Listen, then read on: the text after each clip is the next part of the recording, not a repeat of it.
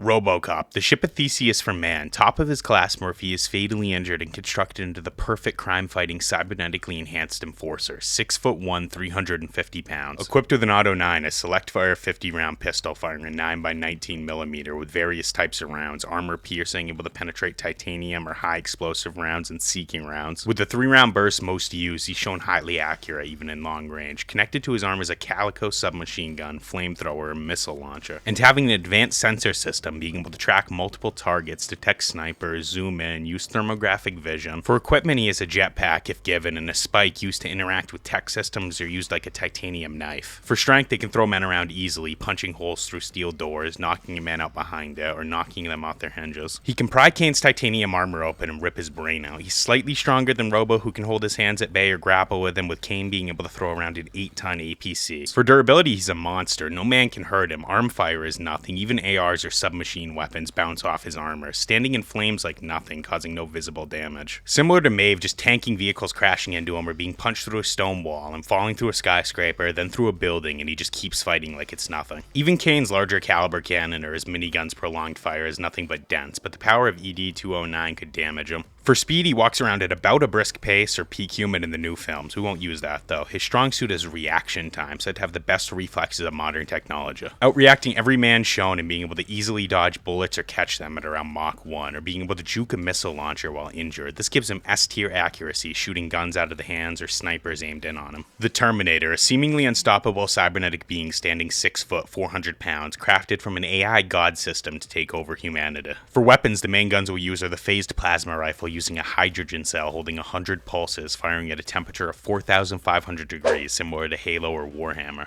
Leaving 10mm exit holes and able to penetrate 4 inches of steel or destroy reinforced concrete. They also have a handheld minigun firing a 7.62 by 51mm round at 4,000 rounds a minute, and a Winchester Model 1887 shooting a 10-gauge shell able to blow titanium heads in half. The rest of the weapons really aren't worth mentioning. For strength, they can throw a man 15 feet, crushing skulls, lifting a ton car over their head, or preventing a helicopter from flying away. And even a bus from falling off a bridge, are capable of holding a 10-ton blast door open easily and outmatching the T-600, who can throw around 2 tons, ripping one in half effortlessly, made out of a titanium body calced at 50 tons. Their durability matches, 40% better than the T-600, crashing into a speeding car at 50 miles per hour completely fine, or covered in molten steel that melts at 3,000 degrees, with electricity and fire having no real effect. Immune to pain and can tank plasma gun rounds, small arms are nothing, and can no-sell machine guns and rifles, but taking light damage from falling off a skyscraper or a 50 cal round put in the right place can put them down. These guys' speed tend to be around a fast walking pace, but when they need to be, they can run at 40 miles per hour in short bursts, or evade a cop car without anyone noticing. For reaction speed, they outgun every man and have been able to catch bullets point blank with their teeth, calculated supersonic, with the power cell able to keep them going for 120 years.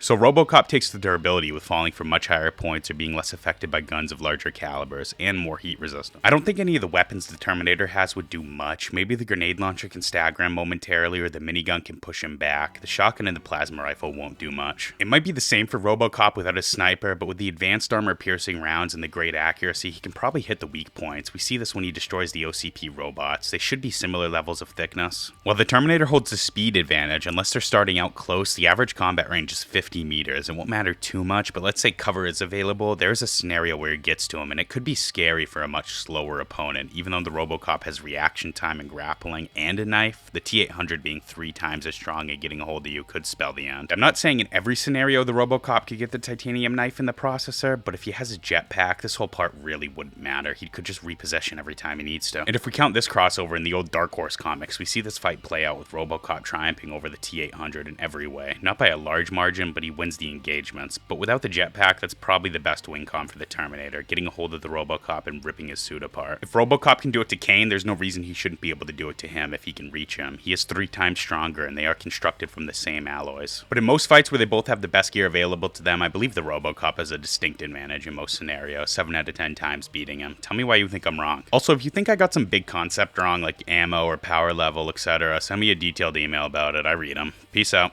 What matchups do you guys want next? Gravemind versus Fleet Leviathan, God tiers, Earth tiers, monsters, what? Road to 10K, this is going great so far. Do you guys want longer videos, same length? I want to start getting into 8 minutes at least, but how? You guys want more character story, in-depth about what they're made out of or whatever? Maybe Minecraft jumping for 2 minutes? I'll figure it out. Bye-bye.